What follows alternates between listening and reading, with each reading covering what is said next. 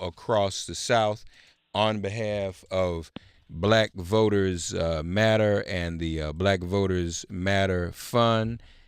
Joining us now, LaTosha Brown and Cliff Albright on the road. LaTosha and Cliff, how are you both doing this morning? We are great because we're ready, and today is the first day for early voting in Georgia, so we are excited. So where are you now? Are you all in Georgia right now? We're in Georgia. We're actually in Atlanta. Our bus is getting ready to take off in maybe 15 minutes. We're going down to rural Georgia. Okay, so what is going on? Can you tell us with voting and because we're hearing all these stories too about voter suppression down there. Yeah, so many people may know about Brian Kemp, the Secretary of State here in Georgia, is also the Republican nominee for governor. So he's running for governor against Stacey Abrams, who is attempting to become the first black woman governor of any state in this country. But her opponent is basically running the shots in terms of being able to pick who's able to get registered, who's able to vote, who'll have what kind of access. And so there have been a lot of recent stories about registration, pending registrations that are being held up, and that roughly between 70 and 80% of those is 53,000, Mm-hmm. and between 70 and 80% of those are black voters. And so we're very clear in a state where we might account for maybe 33% of the population, but 70 to 80% of the registration forms that are being held up. So it's very clear, and it's being held up because of this system called exact match, which basically means if there's anything off, if there's a dot missing from your middle initial, if there's an extra space, if there's anything that's off, if there's a dash that's missing, then they'll hold up your registration. So we know what's going on here, especially when you combine it with the closing of polling places, the purging of voters, the Operation Cross Check, where they're cross checking names with other states, trying to find this mythical voter fraud that's supposed to be going off that the orange guy in the White House was talking about. We know what's going on here. Kemp prides himself on being Trumpier than Trump, and so it's very clear. And so our answer to that is we've just got to double down and we've got to multiply our efforts to get folks registered, to do voter protection, to make sure folks are aware of the voter protection numbers, to have folks checking their registration status, even folks who think that they're registered and have been voting regularly, to make sure that they at least take a quick check to check on their voter status. It just means that we've got to be even better at what we do. But what it also means and highlights is that folks across the nation, even within the progressive circles, have got to take seriously the gutting of the Voting Rights Act, Yeah. and putting forward major efforts to get that restored. The South is Rising tour taking place right now down in Georgia. So, Latasha, what's the atmosphere and what's the level of enthusiasm in spite of what the Secretary of State Kemp is doing? I think that's actually what's going to get us over the hump. The bottom line is if we're to see the way that we've got to address voter suppression is that we've got to perform at record numbers. Right. Just on yesterday, we had teams, we actually had parents and children to volunteer, and even these were kids, these were preteens, between the ages of 11, well, I guess they're teens, 11 and 13, and they were excited. That's always when I see children excited, that tells me something. It tells me that they're picking up something in the energy, and their parents are excited. So what we're seeing is there's a lot of good work being led on the ground right now. We're hearing really good feedback, and some folks are just quite frankly pissed off that at the end of the day, we're in 2018, and we're still seeing the same tactics that people have used back in the 1960s, and we've just decided we ain't going back. Yeah. And so there's a particular kind of energy in the air, and I think you see it not just in Georgia,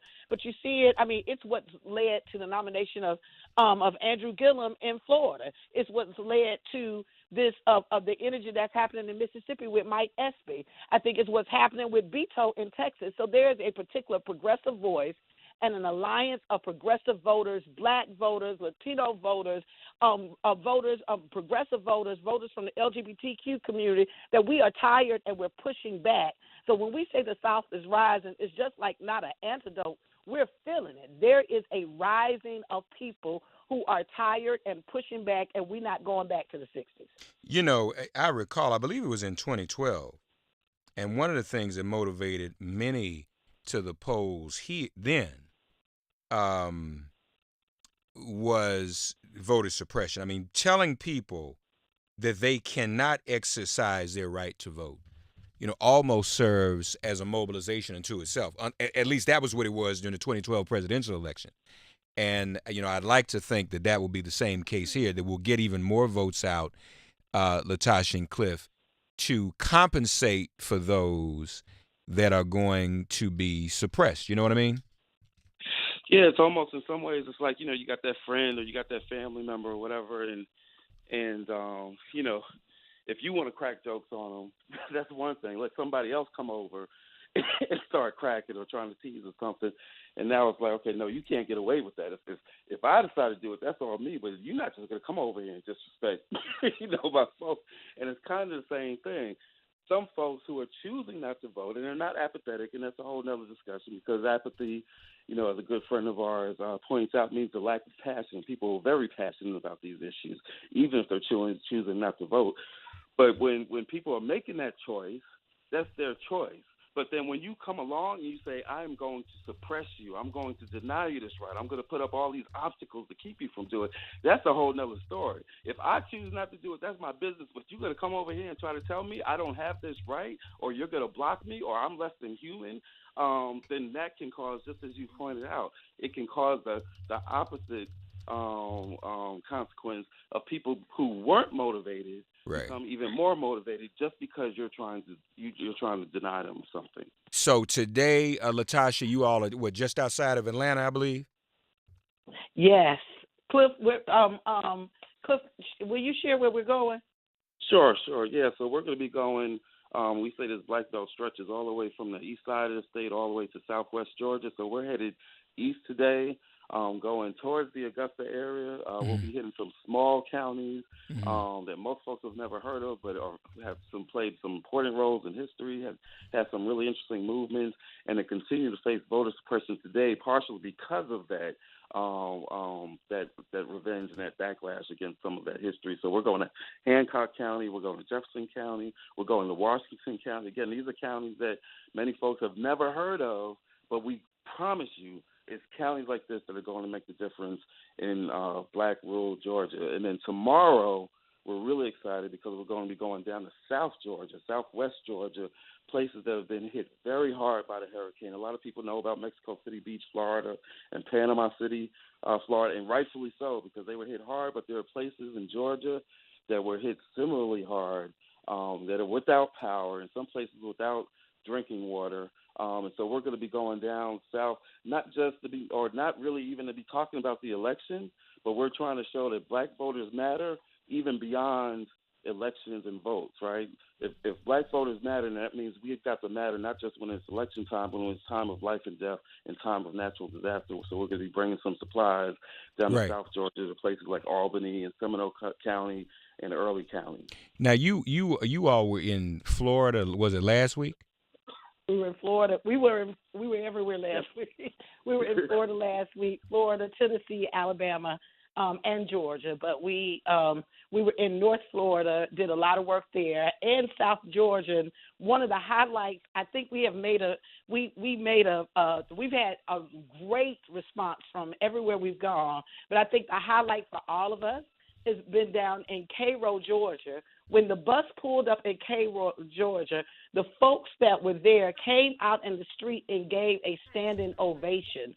And part of it was they were so excited. They were saying, nobody ever comes down here. Nobody comes to see us. The way that we were welcomed, we thought that we were going to really contribute something. They actually contributed to us and really inspired us. And really, we were like, okay, and really fed into us. That's the kind of excitement. Like we couldn't even pull in good, and it was just people like coming out And Cliff led that delegation, like just people coming out and coming in the streets and clapping and hugging us and saying thank you.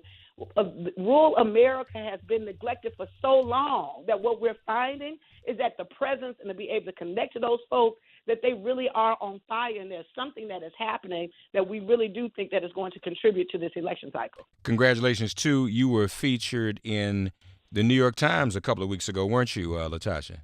I was. It was actually a really good article. They featured me and some other women that are working a part of our network from the South is Rising tour. We were really happy to really be able to see that some of the stories of the South, that the narrative is shifting.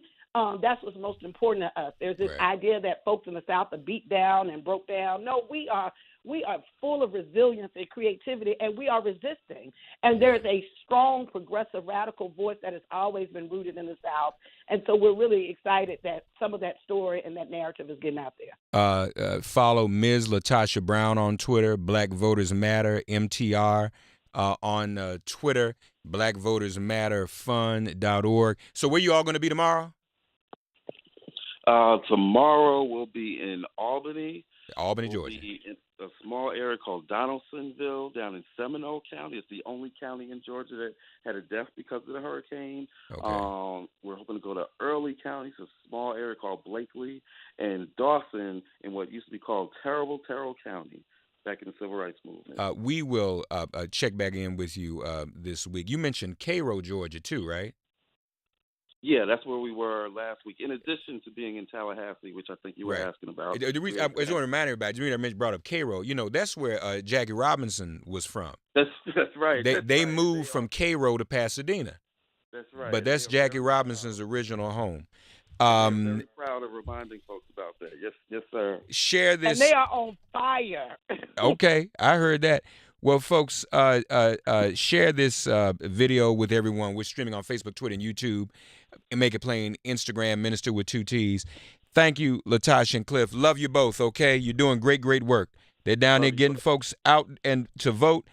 Early voting begins today in Georgia. Tell everyone that you know, ladies and gentlemen. That's very important. Thank you both. Okay, we'll talk again later this week, all right?